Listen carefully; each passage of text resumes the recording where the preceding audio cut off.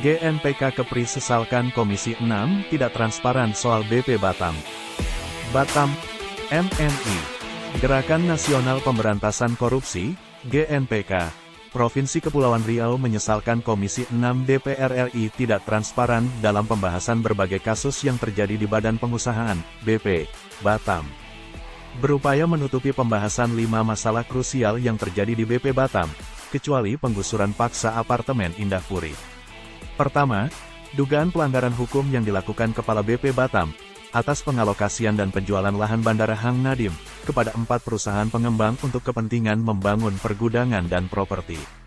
4 perusahaan pengembang tersebut adalah, PT Prima Propertindo Utama, PT Batam Prima Propertindo, PT Cakra Jaya Propertindo, dan PT Citra Tritunas Prakarsa.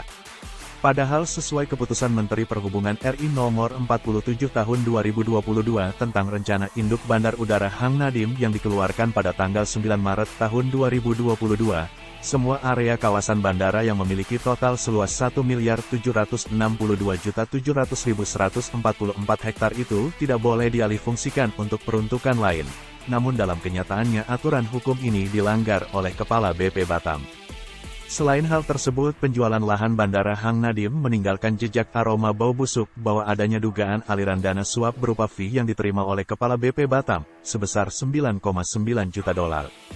Adapun rincian besaran fee tersebut didapat berdasarkan hitungan $6 per meter, dikalikan dengan luas lahan bandara yang telah dialokasikan kepada perusahaan yaitu 1.650.000 m2 atau 165 hektar.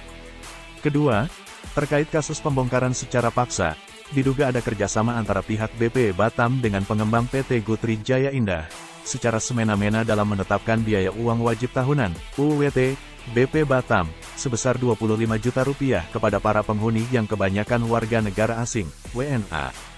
Ketiga, status quo Fadis rangkap jabatan, Wali Kota Batam, ia juga menjadi sebagai ex officio Kepala BP Batam. Namun anehnya dalam periode masa rangkap jabatannya, ia tidak dibekali surat SK pengangkatan dan adanya pelantikan oleh Menteri Koordinator Perekonomian, Airlangga Hartarto, selaku Ketua Dewan Kawasan Batam, Bintan dan Karimun, sebagaimana pengangkatan sebelumnya. Keempat, mangkraknya proyek instalasi pengolahan air limbah IPAL Batam. Proyek IPAL ini dilaporkan oleh GNPK Kepri kepada Komisi 6 DPR RI. Perjalanan IPAL di Kota Batam, Kepulauan Riau, sudah bergulir sejak 2017 silam. Wajar bila banyak orang berkata, harusnya itu sudah tuntas sejak lama. Sampai kini, tak ada satupun rumah warga yang tersambung pipa IPAL tersebut. Sementara peralatan di jaringan induk kabarnya sudah banyak yang bocor dan pipanya sudah karatan. GNPK menduga ada pihak-pihak yang sudah menikmati dana pinjaman tersebut, sementara sekarang rakyat yang disuruh membayar utang plus bunganya.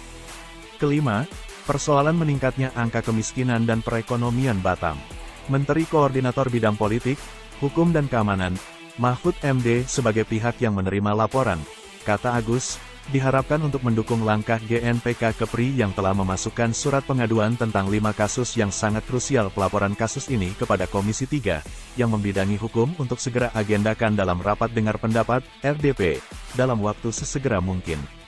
Dikutip dari beberapa artikel Media News Indonesia, jangan lupa di like, komen, subscribe.